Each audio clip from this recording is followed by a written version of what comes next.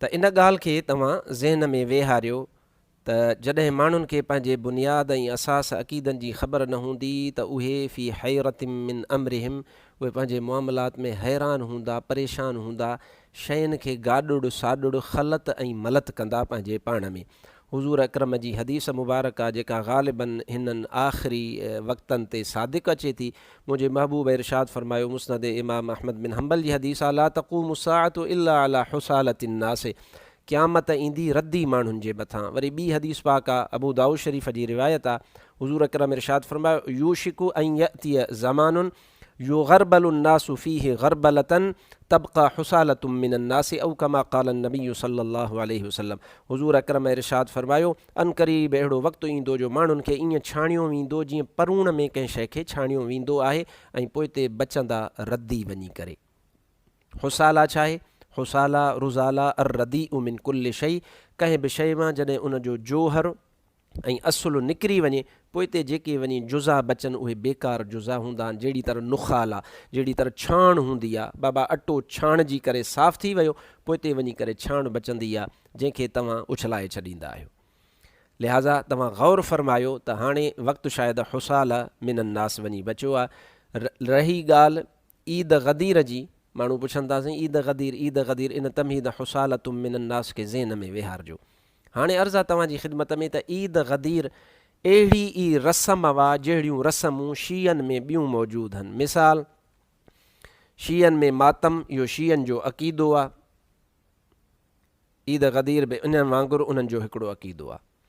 जहिड़ी तरह शीयनि में रोॼ राड़ो करणु, नुंहुं करणु, मुंहुं मथो पिटणु उन्हनि जो अक़ीदो आहे, अहिड़ी तरह ईद ग़दीर बि मल्हाइणु उन्हनि जो अक़ीदो आहे। जहिड़ी तरह शीयनि में या हुसैन दाड़ घोड़ा करे पंहिंजो मुंहुं मथो पिटींदा आहिनि ऐं रोडनि ते निकिरी करे मातम कंदा आहिनि, त अहिड़ी तरह हीअ ईद ग़दीर बि उन्हनि जे अक़ीदनि मां हिकिड़ो अक़ीदो आहे। असुल में इन जे पोयां पसे मंज़र आहे। शीयनि जी दावा हुआ त ग़दीर ख़ुम जी जॻह ते नबी पाक सल्लल्लाहु अलैहि वसल्लम हज़रत अलीअ खे वसीयो बणायो, पंहिंजो ख़लीफ़ो बणायो ऐं ख़िलाफ़त जो ऐलान कयो। इहो शीयनि जो अक़ीदो आहे। उन जी ख़ुशीअ में हे ईद ग़दीर करे मल्हाईंदा आहिनि ऐं उन ॾिहाड़े खे अॼु ताईं मल्हाइनि था। इहो अहले सुन्नत व जमात जो तरीक़ो न आहे।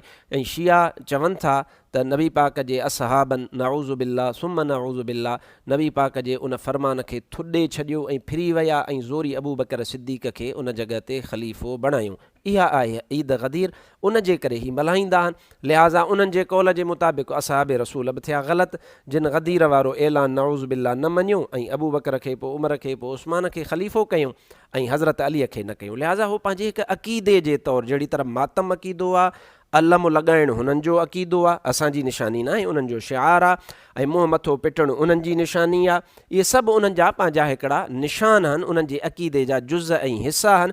उन जुज़ ऐं उन अक़ीदे जे हिसे जे तौरु ईद ग़दीर मल्हाईंदा आहिनि। लिहाज़ा जॾहिं उन्हनि जे अक़ीदे जो हिकिड़ो जुज़ ऐं हिसो आहे त अहले सुन्नत वारो ईद ग़दीर छो मल्हाईंदो?